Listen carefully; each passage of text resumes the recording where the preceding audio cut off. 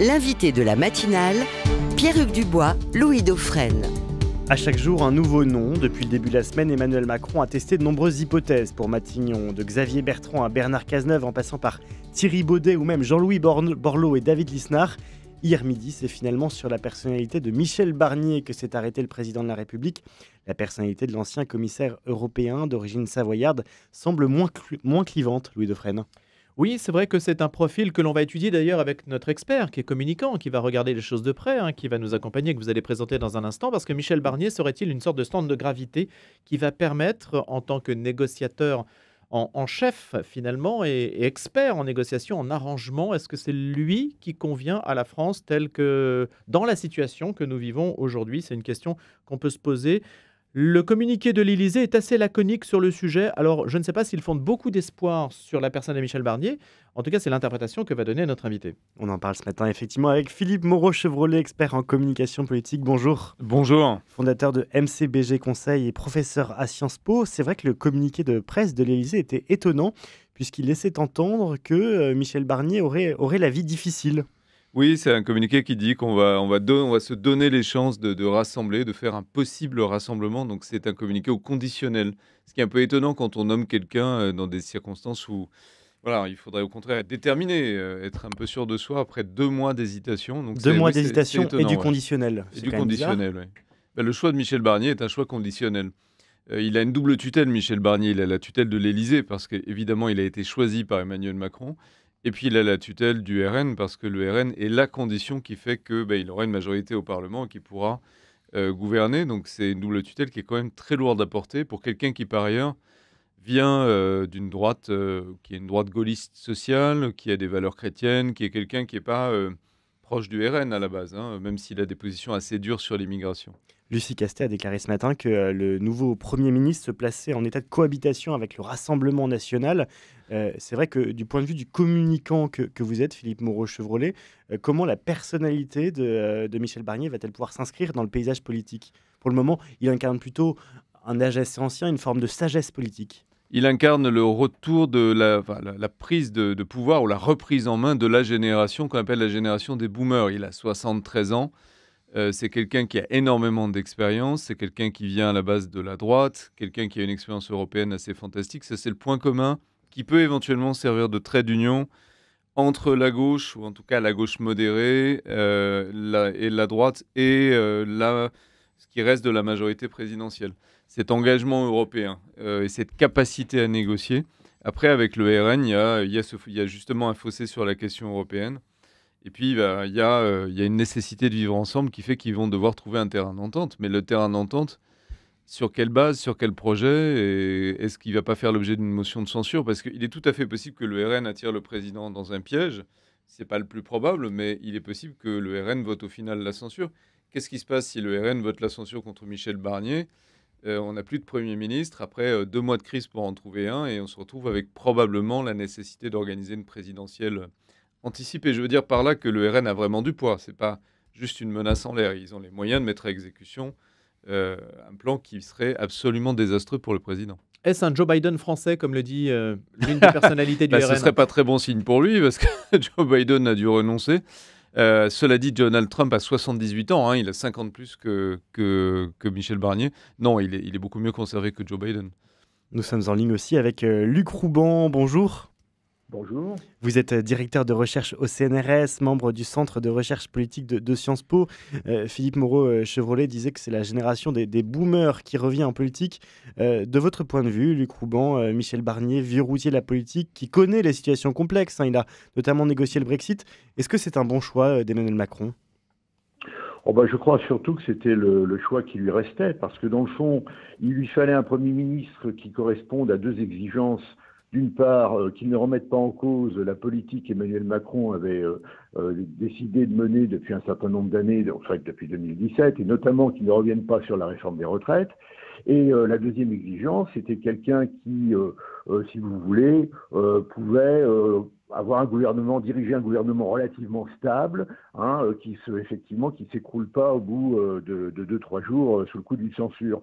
Et puis troisième point, peut-être faut pas le négliger non plus, quelqu'un qui ne risquait pas de se servir de Matignon comme d'un tremplin pour la future élection présidentielle. Donc dans le fond, son âge, ça peut être quelque chose, un atout très intéressant pour Emmanuel Macron, qui entend quand même rester le maître des horloges et l'organisateur de sa propre succession. Est-ce un choix, à votre avis, qui avait été prémédité de longue date par Emmanuel Macron, qui a laissé traîner en quelque sorte les choses et qui a reçu d'autres personnalités pour voir ce qu'il en était? Est-ce qu'il l'avait donc derrière, on peut dire? Est-ce qu'il avait déjà son nom au moment de la dissolution, quasiment, ou après, ou juste après? Ou bien est-ce que c'est vraiment venu, à votre avis, en dernière extrémité? Bon, alors, ça, il faudrait poser la question à Emmanuel Macron directement, je ne suis pas à sa place. Mais je pense que tout de même, il y a une part de stratégie dans cette longue attente, parce que je pense que, et Emmanuel Macron l'a dit clairement, il a renvoyé la balle dans le camp des partis politiques en disant, bah, écoutez, arrangez-vous entre vous, trouvez une coalition, trouvez une plateforme gouvernementale et entendez-vous entre vous. Et ensuite, bon, bah voilà, ils montrent à l'opinion, ils sont incapables de faire quoi que ce soit, ils sont dans leur radicalité, et ça, évidemment, c'était pour critiquer et condamner le comportement du nouveau Front populaire et la position de Lucie Castet et de ses soutiens. Et puis, si vous voulez, donc il a attendu, et puis maintenant il reprend la main en disant, ben voilà, c'est toujours moi le patron. Donc comme les forces politiques sont incapables de s'auto-organiser, de penser à la France et de penser aux Français, ben il n'y en a qu'un qui pense aux Français, c'est moi. Donc finalement, c'est assez habile, je pense, quand même, comme stratégie. Je vous propose d'écouter l'intervention de Michel Barnier hier soir lors de la passation de pouvoir. Michel Barnier qui fait vœu d'humilité, vous l'écoutez.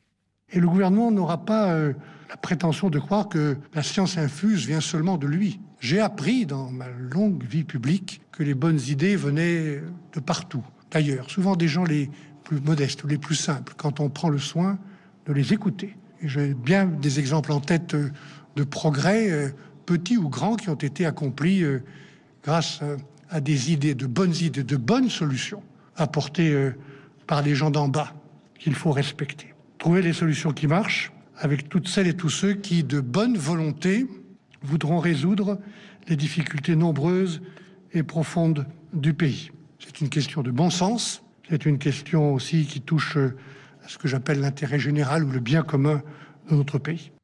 Alors, bien commun, France d'en bas ou les gens d'en bas, ça fait penser, il y a déjà dans les éléments de langage, peut-être Philippe Moreau-Chevrolet, des signes qui sont envoyés à un certain électorat, une certaine France? Oui, alors c'est très maladroit dans la formulation. Pourquoi? Parce que les gens d'en bas, ça rappelle un peu les gens qui n'ont rien d'Emmanuel Macron. C'est Les Sandans? Voilà, les Sandans de François Hollande. C'est assez maladroit dans la formulation. On ne peut pas s'adresser aux gens les plus modestes en disant les gens d'en bas, c'est un peu particulier, mais on voit que la démarche est, disons, bien inspirée. Il y a plusieurs pistes, mais en gros, il se présente comme modeste, comme quelqu'un qui va tenter de remettre du dialogue. Ça a été plutôt bien accueilli d'ailleurs par les partenaires sociaux et les syndicats ce matin, qui sont tous à peu près d'accord pour dire bon, on va dialoguer, on va discuter. Et il y a la volonté peut-être de faire un pas vers l'électorat populaire, sachant qu'il est quand même beaucoup perdu, cet électorat-là, pour Emmanuel Macron. Il y a la volonté de réparer un peu ce qui a pu être abîmé dans les 2 mois de séquence estivale qui ont été quand même très durs. Ça va être difficile, pourquoi? Parce que ce n'est pas la faute de Michel Barnier, qui est pas plus déméritant qu'un autre. C'est juste que quand on regarde les enquêtes d'opinion depuis la dissolution, il y a un fossé considérable qui s'est creusé entre la classe politique et les Français. Il y a un rejet qui est historique, on n'a jamais vu des niveaux pareils, avec un très fort pessimisme, alors pas sur la situation globale du pays, mais sur cette relation entre les politiques et le pays. Je m'adresse aux communicants, Philippe Moreau-Chevrolet. On a l'impression que Michel Barnier peut dire beaucoup de choses, même peut-être des maladresses, ainsi que vous avez sous-entendu la chose, mais que son attitude, son tempérament, peut-être non cassant, une attitude qui n'est pas cassante, ça change du macronisme. Disons, on passe de Gabriel Attal, plus jeune Premier ministre de France, produit de la Macronie, qui est, avec ses costumes cintrés, c'est un style assez vraiment jeune et innovant, qui veut aller vite, à Michel Barnier, avec ses lunettes fumées, ses costumes amples un peu chiraciens, sa bonhomie, qui est un peu une fausse bonhomie. Il paraît que c'est quelqu'un d'assez anxieux et soucieux de la performance. Faut pas non plus, mais il ne faut pas le décrire comme un pré-retraité, c'est pas du tout le cas. En revanche, on passe d'un style à l'autre. Oui, c'est vraiment 2 France qui se succèdent dans un temps assez court. Pour l'électorat, il faut voir s'il a la durée pour lui. Parce qu'en fait, la clé, c'est de savoir s'il va être censuré demain ou s'il est là. Mais il rassure en tout cas. Il peut rassurer. Après, il a une épée de Damoclès au-dessus de sa tête, qui est une prochaine dissolution que tout le monde lui prédit. Maintenant, on parle aussi de présidentielle anticipée. Édouard Philippe a sorti ça du bois, mais Jean-François Copé l'a repris au vol ce matin. Enfin, la droite tape bizarrement fort là-dessus. Voilà, donc c'est quelqu'un qu'il faudrait de la durée, Michel Barnier, pour que ça fonctionne, son équation personnelle. Luc Rouban, est-ce la fin du macronisme avec Michel Barnier à Matignon? Oui, dans une certaine mesure. C'est vrai que Michel Barnier prend contre-pied du macronisme. Il ne parle pas non plus de ces gens qui ne sont rien, contrairement à ceux qui ont réussi, n'est-ce pas? Donc en fait, c'est pas et droite et gauche, et haut et bas. Alors effectivement, la formulation est un petit peu malheureuse, mais on sent bien quand même la volonté de reprendre en main la situation, disons la relation avec les Français, parce qu'on voit bien qu'avec Emmanuel Macron, cette relation s'était complètement détériorée, et notamment la relation avec les élus locaux. Et je pense que ça, c'est très important, parce que ce qui avait vraiment marqué, enfin ce qui a marqué les dernières années de pouvoir d'Emmanuel Macron, c'est dans le fond sa rupture avec les élus locaux. Quand vous parlez avec des maires, quand vous parlez avec des sénateurs, la plupart d'entre eux sont offusqués, ils vous parlent de fiscalité, ils vous parlent de situations locales qui ne sont pas comprises par les sommets de l'État. Et donc là, je pense qu'il y a un véritable enjeu de reprise en main. Mais ça, c'est un peu la fibre aussi des Républicains. C'est-à-dire qu'ils ont beaucoup d'élus locaux, beaucoup de notables, et ils connaissent le territoire, ils connaissent les territoires et les terrains.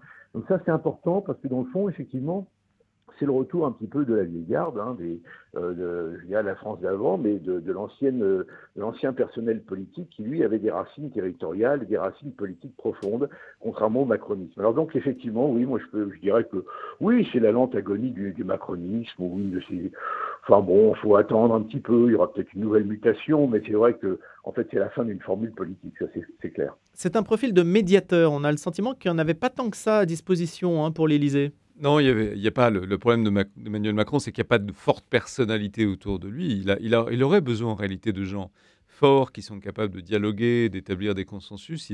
Il a refusé Borloo, la main tendue par Borloo notamment pour essayer de faire une médiation avec les quartiers. Il y avait quand même un travail très fort qui avait été engagé. Il l'a vraiment envoyé dans ses carrés, donc il n'est pas revenu, Borloo. Bayrou a essayé de jouer un peu ça, mais Bayrou est aussi pris par ses ambitions personnelles. C'est compliqué l'équation de François Bayrou. Il n'est pas complètement disponible pour la Macronie pour faire ça. Il aurait fallu peut-être arriver à mieux utiliser des profils comme Richard Ferrand à l'époque, comme l'ancien maire de Lyon aussi, qui étaient des gens un peu moteurs, qui auraient pu être mieux utilisés à mon avis. Le Drian aurait pu être mieux utilisé aussi. Le problème d'Emmanuel Macron, c'est qu'il fait très peu confiance aux autres. Donc, il croit beaucoup en Emmanuel Macron. Est-ce qu'on assiste à Luc Rouban et Philippe Moreau-Chevrolet, est-ce qu'on assiste à une évolution déterminante de la vie politique française dans un sens parlementaire, où le Parlement va devoir faire preuve de responsabilité avec une personnalité venue finalement de l'Union européenne, d'une certaine façon, ancien commissaire européen, qui importe de nouvelles mœurs? C'est très intéressant ce que vous dites, avec même une démarche démocrate chrétienne qui pourrait être interprétée comme ça, un peu à l'allemande. Au fond, oui, ce qui s'est passé en France, si on résume, c'est un bras de fer entre l'exécutif et le Parlement depuis 2 mois. Le Parlement revendiquant la victoire et l'exécutif lui disant non, c'est moi qui décide. Là, au bout de 2 mois de bataille, l'Élysée est obligé de céder la main au Parlement.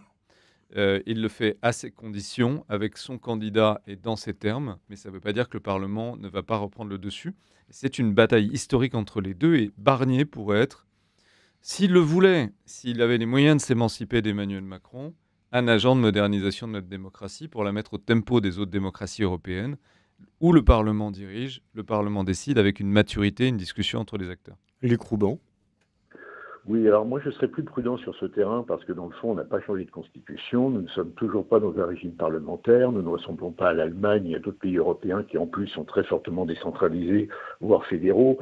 Donc en fait on a une situation quand même qui est très particulière en Europe et cette situation n'a pas changé.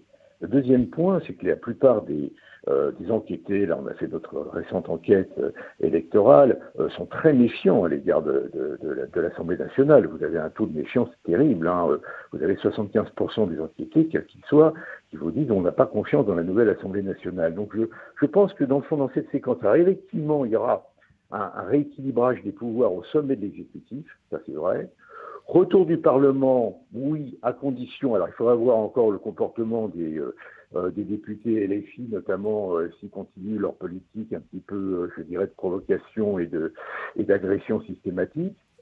Il faut avoir aussi ce que ça donne en termes de politique publique, en termes de programme et surtout en termes de budget, parce que le grand problème, c'est ça, hein, c'est le budget qui arrive là au mois d'octobre.